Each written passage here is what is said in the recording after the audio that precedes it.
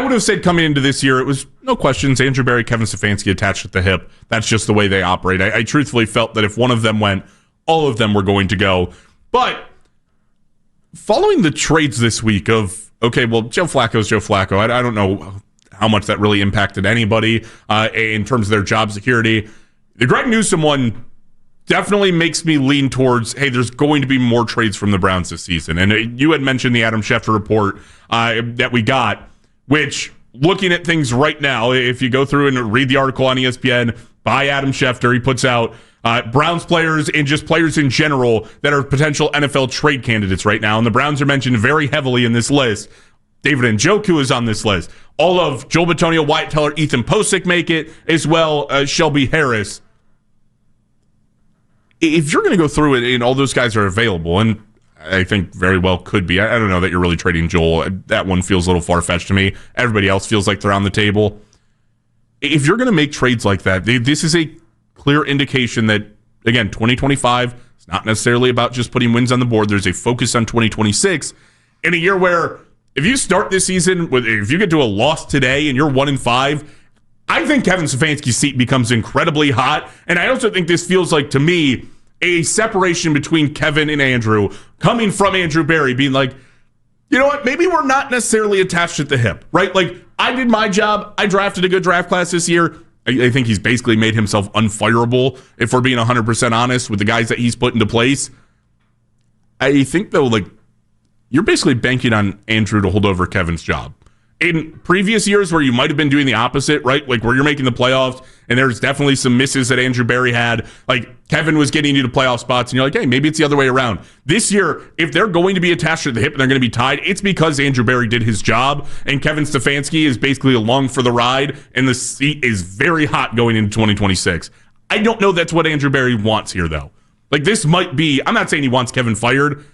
This might be him trying to snip the, I don't know that I want to be attached to Kevin right now because this is a losing team and I'm putting us in a position to get ready for next year. And not just that, but it's a losing team that it feels like they might have mismeasured where they were at this offseason. Because if you remember back to this offseason, this training camp, and as we were nearing closer to the preseason, the Browns spent a lot of time telling everybody, locally and nationally, that they were better than a 3-win football team. That what you saw last year wasn't going to happen again. It looks like we're right now heading down the tracks of that happening again. I mean, Nick, even when we had gotten the win total for the season and the Browns are projected at 5.5, how many times do we hear the Browns come out and say, we think we're better than people expect we are? Like, that's telling you think you're better than 5.5 wins, which you might be better than a 3-win football team this year.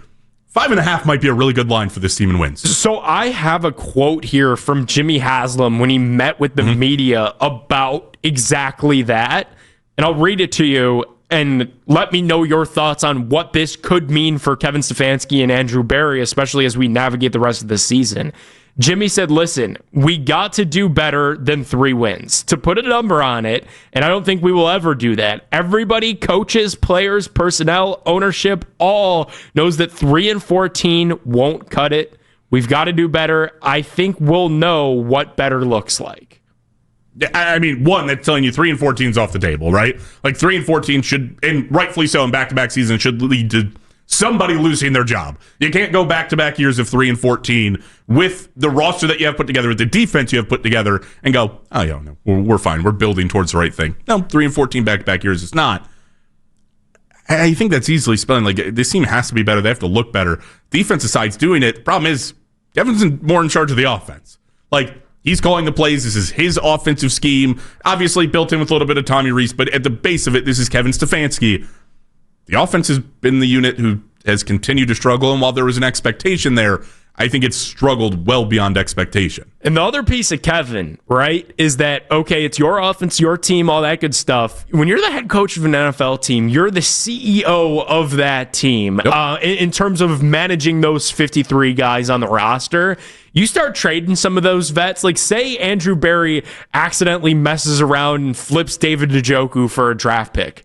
But I don't think it's off the table. I'd fear that would be wildly unpopular in the locker room. So then you've got to manage the rest of those veterans and the young players at the same time and try to get guys ready to go for Sunday at 1 p.m. while all this other stuff is going on in the background. Like Greg Newsome this week, that's a popular player in that locker room. Like guys liked Greg. Guys like going out with Greg. You know, Greg was a popular player in that locker. Same with Joe Flacco. Like they looked up to him as the older Super Bowl winning veteran in that room. So the one thing that you can't do, while they might have their eye on the future and draft picks and all of that stuff, which is healthy, especially for a team as bad as they are, you can't lose everybody, especially not now here in October. Like, if you're going to lose everybody, let it happen after the new year. You can't lose everybody, not right now. There's too many games that still need to be played. Yeah, but like, again, this is something that I think for even the Browns might make a lot of sense, right? Like, Njoku's getting older. I think Shelby Harris is the easiest one to point to, and that doesn't mean as much as Njoku, I think, to the locker room. Like, Shelby's on a one-year contract. He's probably getting dealt at some point. I fully believe that. Like, trading Njoku for Barry might make sense if you flip him for, like, Charles Robinson was on with Baskin and Phelps earlier this week, and I think he said might be able to get like a third-round pick for him, even at this age. Like, if you're Andrew Barry, that's probably a pretty good flip. Right. Like, you have a really good opportunity there. But for Kevin, that's what you're leaving on the plate, right? It is the dysfunctional locker room. A lot of guys who could very easily check out after that moment and be like, this team doesn't want to win. If they're not giving me 100% effort on the season, why should I be giving that to them in return? Like, I think we look at today, and if this team starts 1-5 and we start talking about these trades being made, like, Kevin's seat could very well be, like, I don't think they're going to fire anybody in the middle of the season. Agreed. That's not what this season's about. Agreed. But this could be more of like a dead man walking situation where it's going to be really hard for Kevin to keep his job, where inversely, you get through these two trades and you win today. I'm not saying you're safe for the year by any means, but I think it does definitely shift the, hey, we might be trading away guys, but we know what the mentality in this locker room is. And if we can string a couple of wins together, if you can get a win in Pittsburgh, get back-to-back wins then, playing Miami at home, like, you start to flip that feeling in the locker room, even if there are guys, you know, kind of moving in and out. Like, it might still be unpopular, but going to be a lot easier to keep guys in focus and a lot easier to string together wins. Andrew might not be helping Kevin out all that much, but, like, Kevin's got to help his own cause right now, or else you might just be looking at, you know, heading out the door. And I think Andrew Barry probably not attached in this deal at this point. Yeah, you got to start swimming up is really what needs to happen. And Jake, it kind of all goes back to my North Star. And if people are just now tuning in, I said earlier in the show, like, I'm evaluating the Browns as they enter this evaluation mode and understanding what they've got with their young quarterback. Can you fix this passing game? Can you create a palatable offense that could have a 200-yard passer that could put up 20 points on a given week? If the answer is yes, I'm cool to continue going down the Kevin Stefanski, Andrew Barry path. If the answer is no, and you're not able to score 20 points and you're not able to manufacture an environment where young quarterbacks could thrive, then I'd understand if they wanted to move on from Kevin after the year. I really would. Yeah, and listen, a lot of this comes down to, I think, the way that Kevin is viewed too. Like, he is supposed to be an offensive mind. He's supposed to be a guy that is able to hum. And I had brought this up during the week. Like, it doesn't mean that Kevin's a bad coach, by the way. Right. Like, just because somebody else is going to sign him tomorrow if you were to fire him doesn't mean that Kevin is a bad coach because he's not succeeding in Cleveland. There are times where there is just a time where it makes sense to have a mutual break, right? Like, it's not working with Kevin in Cleveland. It might go work somewhere else. Like, people might look back on that and be like, oh, this is Bill Belichick all over. It's like, no, Bill wasn't working in Cleveland. Bill got put into a really good situation. That's part of what happens. It might be the same with Kevin. Like, it might just not be working in Cleveland. They might need a change. They might need a new coach, somebody who can change something offensively to fit what this team is going to do in the future. Kind of the JB Bickerstaff, Kenny Atkinson thing, isn't it? Right. Like, I don't think JB's a bad coach. I don't know that he's a coach you ever win an NBA Finals with. Like, hey, Kenny's the guy who, hey, the offense isn't looking good enough. We got to go get an offensive mind because you've instilled the defensive mindset here. It's kind of feels the same way with Kevin, where I don't know, if you can't start putting 20 points on the board in your offensive mind, clearly something is wrong with the connection that you have. So the offense needs to change. If not, I think today could spell a lot of trouble for Kevin Stefanski in the way that this locker room goes, in the way that, you know, potentially having a job next year at the Cleveland Browns goes. Let's go out to the fan hotline and talk to our Cleveland Browns beat reporter here on this fine Sunday, brought to you courtesy of Scheiben Jewelers, Cleveland's premier jewelry store. It's none other then Daryl Ryder. Daryl, what's going on? Happy game day. Listen, Daryl, we got good vibes today, right? Do we have good vibes? It's a Brown Sunday. We got football you realize today. They're in Pittsburgh today, right? I sure do, Daryl. We talked about this over the week. You told me not to date myself, so I won't do it this time. But who very was young. the starting quarterback the last time the Cleveland Browns won a regular season game in Pittsburgh? Had you asked this to me on Tuesday or Wednesday, I think I actually had the answer. I'm out now. Do we have? Is it Tim Couch? Yeah. Yep. There we go. And just to put that into perspective for people, that was 37 quarterbacks ago. It's not good, Daryl. Wasn't it the win against Pittsburgh too? It was a mess at quarterback for Pittsburgh on the other side, wasn't it? It was a combination, and then they played two different quarterbacks in that game. The good old days. That's what those are. The good old days. So hopefully we'll get a resumption of the good old days today, right? Be positive. Yeah, we're trying to be positive, Daryl. Dylan Gabriel starting there we go. in the House of Horrors for the Cleveland Browns. What could possibly go wrong? Daryl, our expectations from last week, I said I thought that Dylan met expectations last week and played basically how I expected him to. Are those expectations raised this week in Pittsburgh? I just hope they can score 18 points today. That would be a new season high for them. I just posted a graph. So I was on Facebook this morning, and I saw this. I saw this graphic, and it was: have you scored 18 points in a game this season? And it was a list of everybody that has scored 18 points this season, and there was about 12 baseball teams.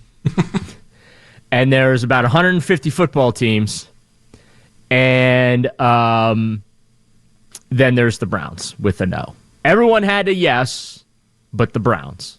And when you just look at the graphic and you see that, it definitely speaks to you.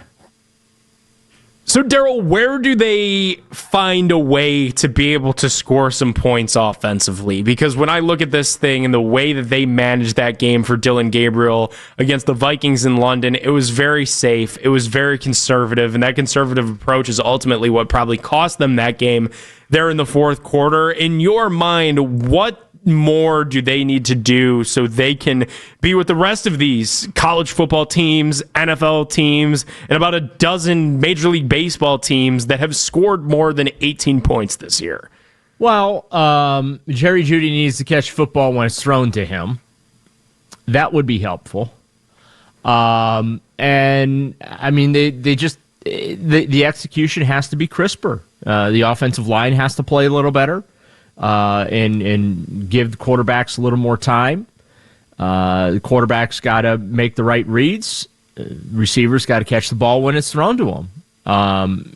And also, too, you got to play clean. Can't have those killer holding penalties, right? You can't be false starting, and also you got to line up correctly.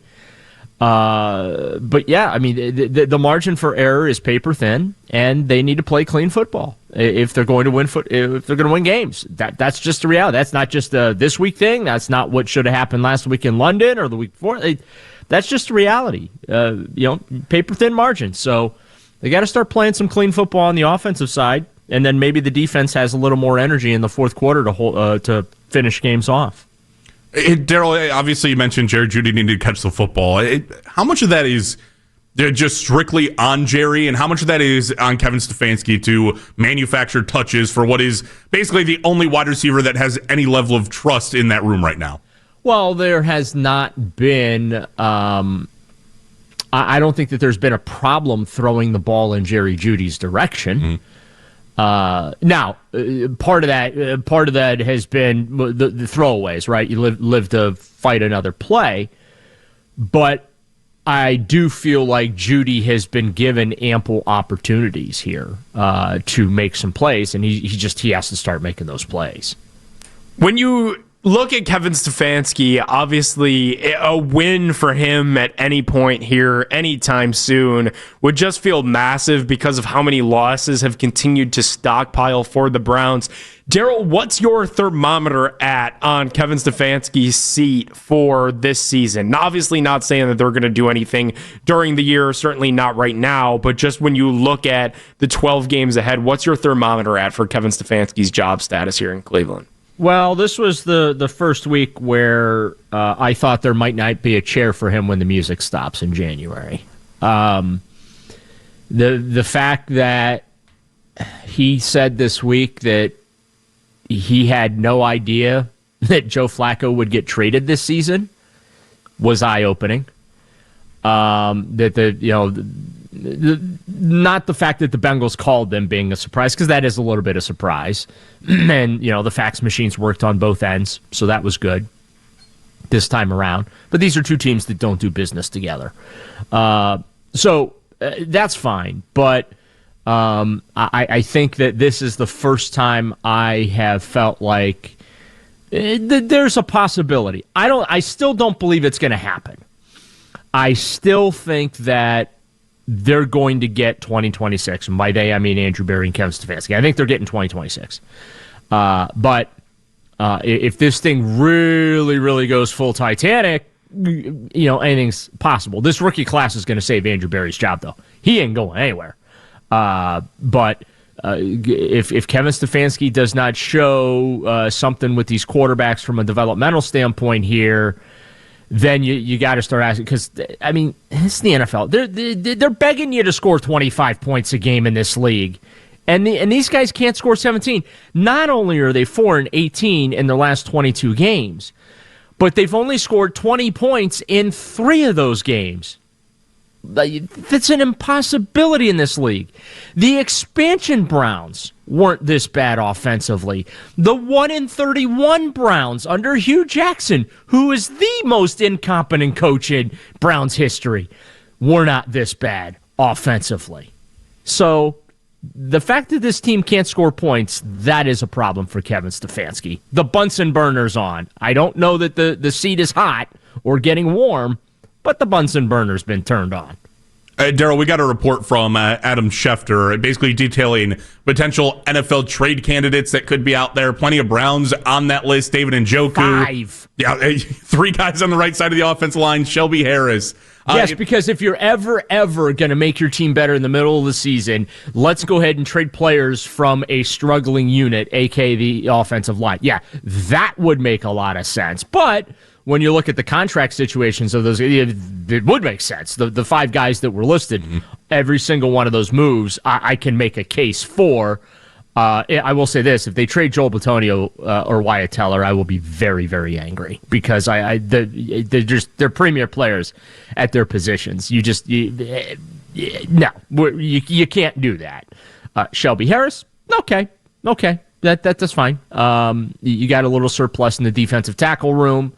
I can live with that. David Njoku, well, you just drafted Harold Fannin Jr. Let's be honest about it. It's not like Njoku has been getting he's been a central figure offensively, even though he has the second most catches on the team right now at 20 behind Fannin, who has 21. But I can make a case for trading David Njoku too. But, yeah, I am not a fan of trading any of those offensive linemen, because that unit right now has been a hot mess. Daryl, have the trades already been made? The sort of signal to you that the front office's approach here is 2026, not 2025? And are there any of those trades out of the 5 guys that we named that, if you're not there, would push you to that level? Well, they traded a quarterback they just benched. Mm-hmm. Yeah, nothing burger to me there. Okay, that's not telling me they're tanking. They traded Greg Newsome for Tyson Campbell, and Campbell, unlike Newsome, is under contract through 2028. That, too, is not a tanking move, because you're trading a starter for a starter, okay? And you're also trading for a guy who's under team control the next couple of years, which means you're looking at him as a key piece going forward. That's not a tanking move either. So no, to answer your question, I don't feel that the trades that have been made raise a white flag on the season. Now, if you trade Shelby Harris, if you trade David Njoku, you trade some other guys, then I think, that's an indication you're raising the white flag on the season. For me, starting Dylan Gabriel is raising the flag on the white season, because what are you doing now? You're teaching, training, and evaluating your quarterbacks, right? Shedeur Sanders now is quarterback number 2. I'd be curious to know who actually made that decision in the building. I'm not convinced it was 100% Kevin Stefanski making it, but Shedeur's QB2 today. And again, you're in evaluation mode when it comes to the most important position on the team, and that's quarterback. And it's understandable. It is what it is, right? We knew the situation going into the season, so there's no reason to bemoan it or be frustrated by it or angry by it or anything like that.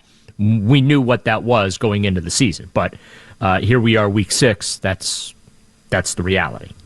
You mentioned both Shedeur and Dylan there. Does Shedeur being the backup put a little more pressure on Dylan Gabriel today?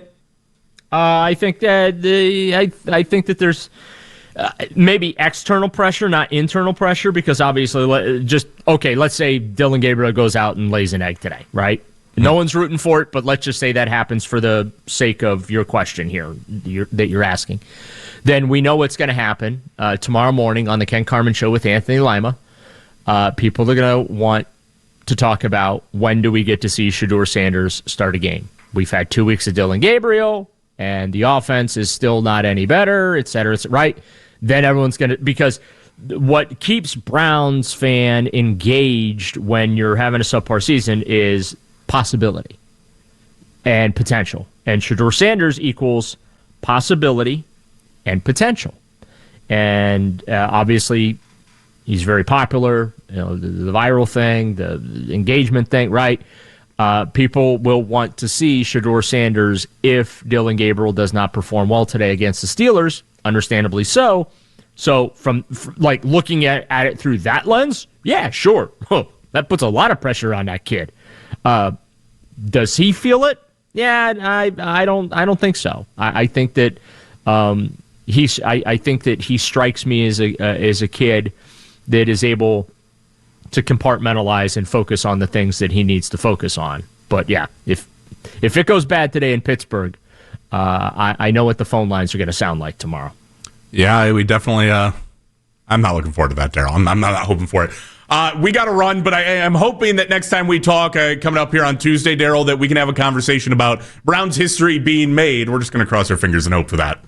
We always like history to be made, even if it's bad. I appreciate the good side of it, but there's always a chance for the bad. Daryl, we appreciate you. You bet, guys. Enjoy the game today. You as well. Daryl Ryder, our Cleveland Browns beat reporter there, powered by Scheib & Jewelers, Cleveland's premier jewelry store.